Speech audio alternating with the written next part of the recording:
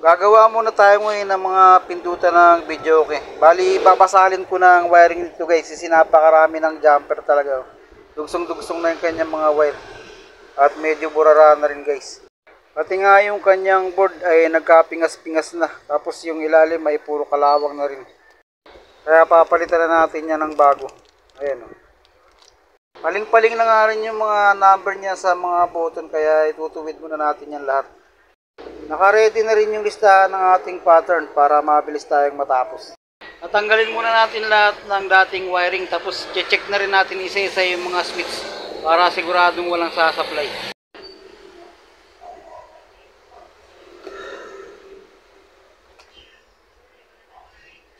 Ito na nga yung dati niyang wiring guys. Tapos yung mga switch ay natanggal na rin natin para matesting muna natin isa-isa bago natin ibalik.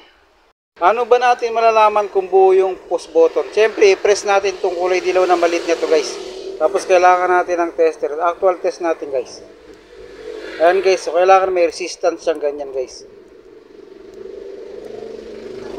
Ibig sabihin nun buo yung ating push button switch. Ito naman yung hindi nagpa-function guys. Kahit anong pindot natin ay hindi talaga siya nagkakaroon ng resistance. Hindi nyo naman kailangang palitan to kaagad guys. Ang gagawin nyo lang ay bibiyakin nyo ng konti. Pagka biyak nyo ng konti guys, ay ispirehan nyo itong electronic contact cleaner. Tapos i-press nyo lang ng i-press pagka bugan nyo ng contact cleaner. Hanggang sa mag-contact na siya ulit. Ilang saglit lang ay magko-contact na siya ulit guys. Ayan, katulad nyan guys oh. Kung nakakabit pa naman sa kanyang syempre ilaw yung kanyang LED indicator pagka pinipindot natin yung pindutan. Kung sakaling hindi pa rin mag-function ay may paraan pa rin dyan guys. Hard cleaning lang ang kailangan. Kailangan lang yung baklasin to guys, yung pinakatakip ng kanyang switch. Tapos makikita nyo yung pinaka-contact dito guys. Kailangan nyo lang lihahin yan o kaya kiskisin nyo ng matulis na bagay. Hanggang sa mawala yung dumi niya sa loob. Ganyan lang gagawin nyo guys. So, sungkitin nyo lang yung kanyang contact point.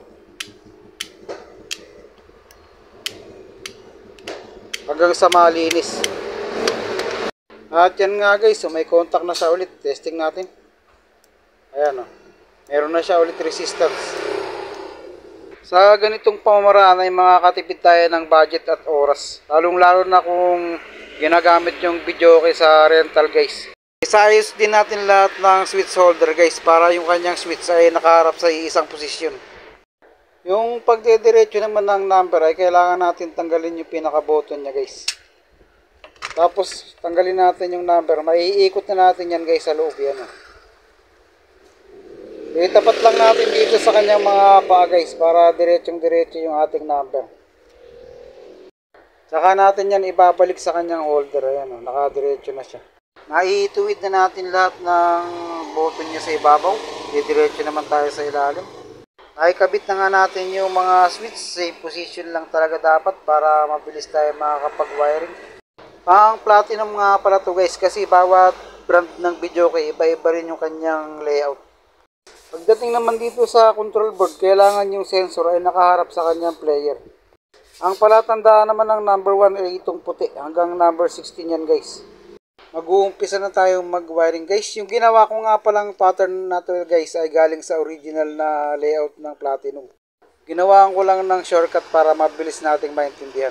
Susubukan kasi nating maglagay ng digital volume at pause kasi yung talagang design ng Platinum ay walang pause. Yung pause guys ay galing sa original na layout ng DJ Pro. Susubukan lang natin kung gagana dito sa Platinum. Tapos yung volume positive negative naman ay galing sa original na design ng Platinum K-Box 2. Magbabaka sakali lang tayong gumana tong twist na ginawa natin sa original na design ng pindutan ng Platinum. Okay, magwa-wiring na tayo. Titesting natin mamaya pagkatapos. Yan, natapos na natin yung kalahati. Bali yung wire niyan guys ay sinusukat natin para maipon lang dito sa isang portion sa ibaba guys. Inuuna talaga natin mag-wiring dito sa ilalim para maluwag na maluwag tayo sa pag-wiring ng ibabaw. Pagkatapos na mga isang oras ay halos patapos na tayo guys. Para naman sa supply ng board ay naglagay na lang tayo ng wire ng charger dyan. Natin to i-connect sa charger o kaya sa USB ng mismong player guys. Testing natin guys kung gumagana na ba yung button niya.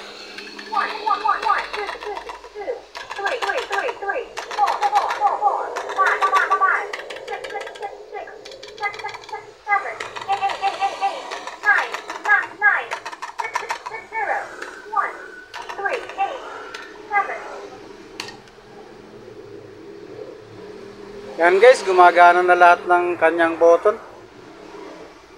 Try naman natin kung success ba yung ginawa nating add na volume.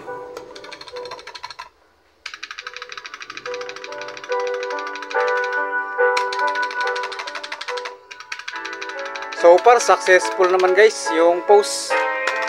Yun lang pause ang di natin napagana talaga. Iayos na natin yung mga wire para makita natin yung final look. Pagkatapos nga ng lahat-lahat guys, ito na yung final look ng ating trabaho.